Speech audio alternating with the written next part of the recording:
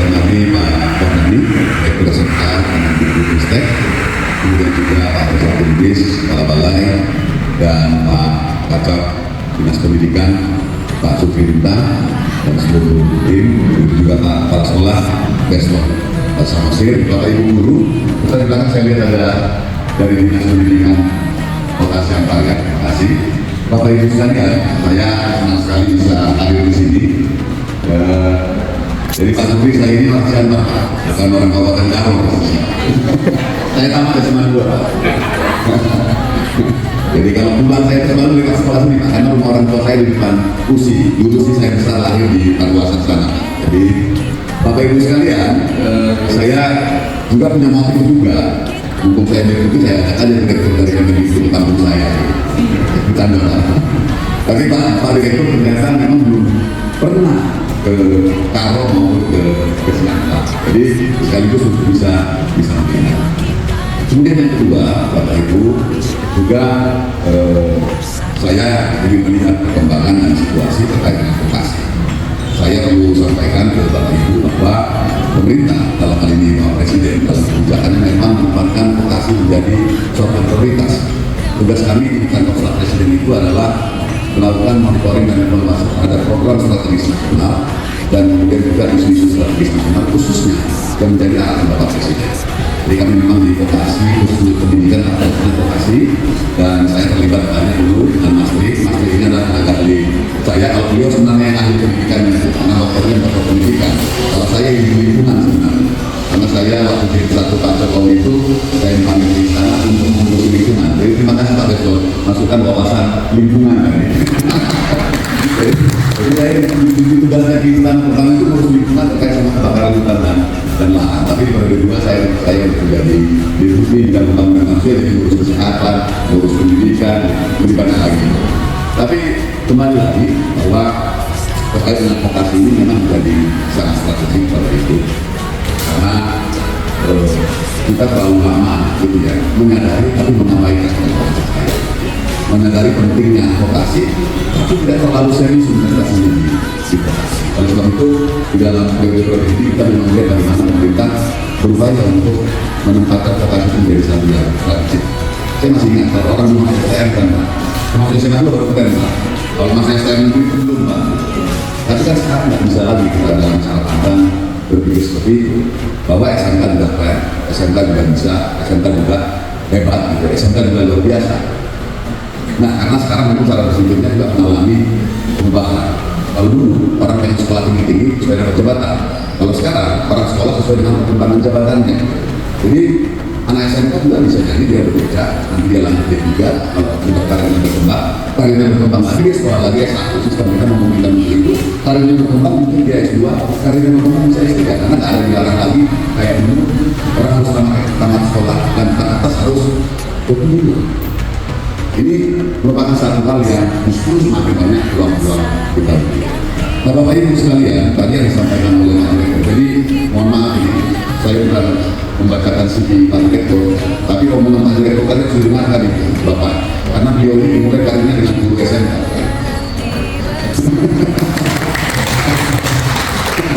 Ya, jadi beliau cerita saya itu guru SMK, jadi beliau itu cerita pengalaman beliau sebenarnya.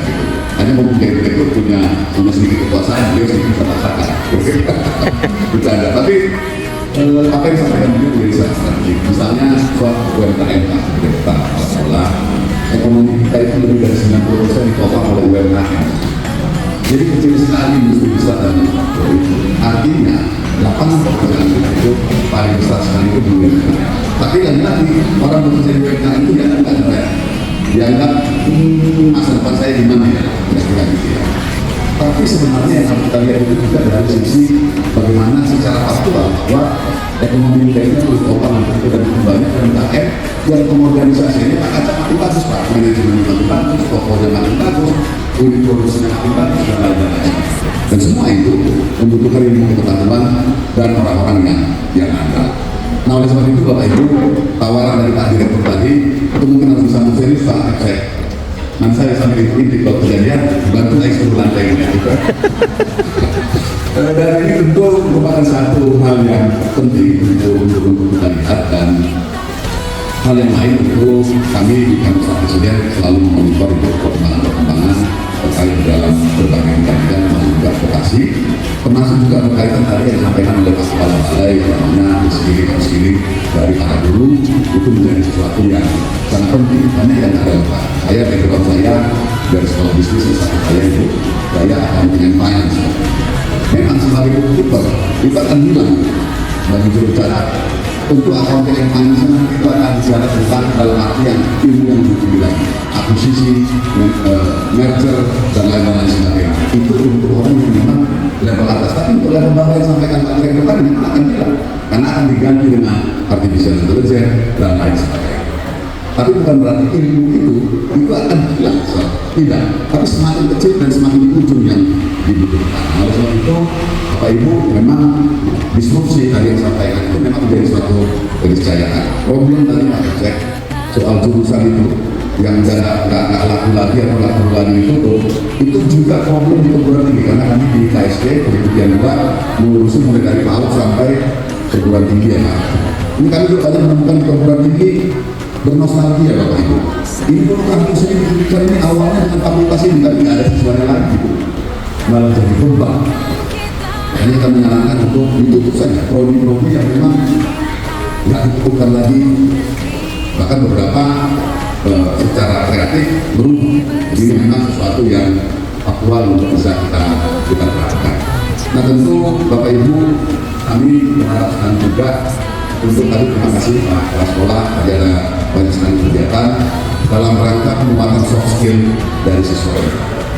Saya ini dari satu cerita kemarin teman saya juga saya cerita di Kendari saya pergi ketemu dengan kepala dinas provinsi ngobrol gitu. Apa program anak-anak kita Pak? Enggak bagus, hard skillnya bagus, melas dan lain sebagainya terjadi. Terus programnya apa Pak? Orang lain istirahat sejam dia 2 jam Pak. Soft skill, disiplin, karakter dan lain-lain sebagainya. Karena musuh kita itu nanti salah satunya yang terbesar itu bagaimana kita memang menjadi tenaga-tenaga kerja yang punya karakter, disiplin yang kuat. Karena kalau nggak akan masuk dari luar. Ini sedikit cerita ya Bapak Ibu, mudah-mudahan jangan salah artikan. Dan saya tidak membangun sentimen apapun. Saya punya teman baik, pimpinan di perusahaan bank, dan itu perusahaan bank Indonesia, merek Indonesia. Saya nggak perlu sebut merek Indonesia itu. Terus saya tanya, kalian itu ngapain bangun pabriknya itu justru di Cina? Kan itu punya Indonesia, benar punya Indonesia, merek Indonesia. Pasarannya juga bagus. Ternyata isunya adalah produktivitas. Di sana dalam 1 jam bisa menghasilkan jumlah ban yang lebih banyak daripada di Indonesia dengan teknologi yang sama. Artinya ada isi produktivitas dalam hal itu. Tadi saja di soal disiplin, soal ketepatan dan lain-lain sebagainya. Nah ini tentu kami menitip ke Bapak Ibu guru supaya memang memastikan bahwa soft skill tadi itu memang benar-benar bisa muncul soft skill yang handal dan bisa diandalkan dalam dunia kerja. Mungkin itu Bapak Ibu sekalian yang bisa saya sampaikan. Soal bantuan nanti tinggal kayak ikut saja Pak Wadani gitu ya. Yang penting nanti bagaimana sekolah ini bisa terus tumbuh dan berkembang. Tapi impresi saya lah Pak Kepala Sekolah, saya masuk tadi Bapak Ibu, sekolah ini cukup bersih, walaupun tadi tua katanya cukup perawat. Saya pergi ke beberapa SMK, banyak SMK tua tapi nggak cukup perawat juga Bapak Ibu. Jadi ya kita menurut saya ini merupakan satu yang diapresiasi juga Pak. Hanya tadi bilangnya kayak ini perlu dibangun baru, saya jadi kejutan gitu. Ini dibangun baru, kayaknya masih bagus semua nih Pak. Apa maintenance-nya cukup baik. Tadi Pak Rusadi bilang kayaknya ini perawatannya cukup bagus ya, walaupun sekolah tua. Jadi ini mungkin sesuatu yang nanti bisa kita lihat. Dan lagi-lagi Bapak Ibu, saya tidak mengatakan bahwa pemerintah sudah sangat baik atau sudah luar biasa gitu ya. Nah kalau itu biarkan masyarakat yang menilai. Tetapi saya mau katakan bahwa pemerintahan hari ini kalau dalam konteks pembangunan anggaran semua ada keranjangnya. Kalau istilah saya ada keranjang uangnya. Guru penggerak ada keranjang uangnya. Organisasi penggerak ada keranjang uangnya. Sekolah penggerak ada keranjang uangnya. Kalau dulu itu ada sama. Sekarang kita tinggal lihat mana-mana program yang bisa kita sasar yang bisa kita akses untuk kemajuan institusi pendidikan yang Ini menurut saya satu metode yang seharusnya membantu kita untuk lebih mudah untuk melihat mana akses program-program pembangunan yang bisa diakses oleh sekolah-sekolah. Oleh sebab itu kami mendorong sekali memanfaatkan, dan tadi soal guru dan lain sebagainya Pak Solah, kerjaan kami di KSP sebenarnya kami nggak terlalu butuh berita baik Pak. Kami itu justru butuh berita buruk karena tugasnya menyelesaikan masalah. jadi misalnya dulu pengalaman kita ya Mas Tri soal P3K itu banyak Pemda tak mengusulkan Bapak Ibu karena salah pengertian nanti APBD saya habis. Jadi kita temukan itu Pak Presiden menetapkan alokasi 1,1 juta, lupa berapa waktu itu Mas Tri, 450.000 saja yang dipakai. Sementara itu masih ada hampir 700.000. Makanya kita hasil temuan kita, hasil jalan-jalan kita Pak, kita rekomendasikan ke Kemendikbud untuk Kemendikbud membuat sosialisasi. Artinya sosialisasi berkurang karena banyak salah pengertian di dalam. Sama juga dulu pengalaman kita dengan program Indonesia Pintar ya. Itu kita pernah punya pengalaman Pak Kemendikbud itu mengembalikan lebih dari 1 triliun kembali ke kas negara. Padahal sisi lain masyarakat kita bilang kita butuh duit ini, gitu. Lalu setelah kita dalami problemnya apa? Ternyata banyak yang tidak melakukan aktivasi ekonomi. Ini terutama di pendidikan SD dan SMP. Kalau SMA dan KIP kuliah, karena anak-anaknya sudah lebih terdidik, lebih dewasa, biasanya lebih aktif. Ya. Nah, akhirnya kita dorong juga sosialisasi, komunikasi yang intens dengan kepala daerah, bagaimana menggerakkan supaya operator itu bisa lebih aktif. Akhirnya berkurang Pak, sekarang di bawah 200 miliar Pak yang dikembalikan. Tapi menurut kami di KSP itu juga masih terlalu besar karena negara sudah menyediakan 20 triliun lebih untuk KIP dan KIP yang harusnya bisa digunakan semaksimal mungkin untuk masyarakat apa. Kalau perlu 1 miliar itu nggak perlu dikembalikan karena 450.000, 750.000 untuk anak SMK itu merupakan sesuatu yang sangat berguna bagi keluarga miskin. Nah tentu karena seperti ini merupakan satu yang kami di kantor Pak Presiden juga akan melihat dan mendorong dan akan melihat apakah ini problemnya ini problem struktural itu sistematis atau memang problemnya ini spesifik case tertentu di satuan pendidikan tertentu. Jadi mudah-mudahan nanti kami Pak Bintang, ini nanti kita lihat Pak video Pak ya. Karena tadi Pak itu juga Pak. Kalau kita banyakkan menteri juga Pak. Kalau swasta kita sih nama saya. Ini kan jadi tantangan gitu Pak. Jadi ini perlu juga kita pikir-pikir. Mungkin tambah apa boleh, tapi ya jangan nambah dengan sangat luar biasa gitu sehingga bisa didorong. Dan memang benar tadi sampaikan Pak Direktur, Pak Kepala Balai, mutu memang menjadi sangat penting. Ya, karena serapan, apalagi kalau saya bicara tentang SMK ini yang dilihat itu adalah serapan kajian. Saran sedikit Pak Kepala Sekolah, kita Kepala Sekolah juga sudah menjalankan banyak hal. Kita di dalam Perpres revitalisasi pendidikan vokasi itu juga mendorong munculnya tim koordinasi vokasi daerah. Itu juga forum-forum yang sebenarnya bisa digunakan untuk berinteraksi dengan tadi, berinteraksi dengan stakeholder lain, itu yang bisa jadi peluang-peluang kerjasama bisa Pak Kepala Sekolah lakukan gitu ya, dan bisa aktif di forum-forum itu. Karena juga kami di KSP sangat mendorong munculnya satu ekosistem bagaimana vokasi dan dunia usaha dan dunia industri itu bisa terhubung dengan baik. Mungkin itu Bapak Ibu sekalian.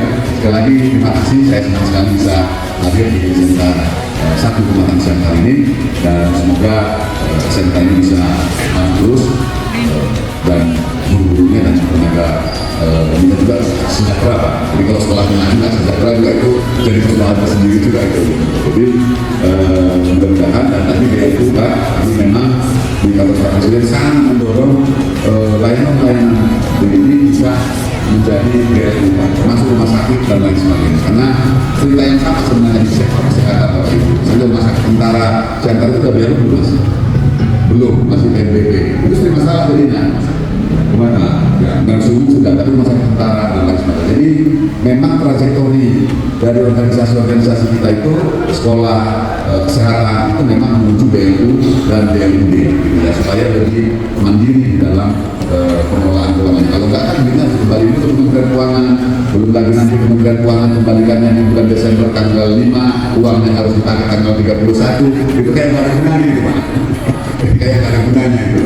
Jadi karena kita punya banyak Pak laporan ke istana Pak, duitnya nggak bisa dipakai gitu ya, dan sebagainya. Nah ini tentu dengan BLU, mudah-mudahan nanti BLUD, mudah-mudahan nanti Bapak Ibu dalam mengelola sekolah ini bisa lebih fleksibel, lebih mandiri, dan juga bisa mendukung kemajuan dari sekolah ini. Tadi saya kemarin juga saya ingatkan ke Mas Menteri, coba-cobalah ngomong dulu ke kantor gubernur, tanyain itu kenapa usulan BLUD itu lama sekali itu disetujui gitu ya. Saya pernah membuat itu Pak, ternyata bukan Pak Gubernur yang ditelepon Pak, tapi Pak Mendagri Pak, yang ditelepon gubernur. Jadi kadang-kadang kita butuh jalan yang lain juga untuk mendorong kesalahan. Mungkin itu Bapak Ibu sekalian, kepala sekolah, Pak Rektor, Pak Kepala Balai, Pak Kacak, dan Bapak Ibu semua, terima kasih. Mudah-mudahan kalau boleh kami nanti bisa sebentar melihat situasi sekolah Pak. Demikian, terima kasih. Wassalamualaikum warahmatullahi wabarakatuh.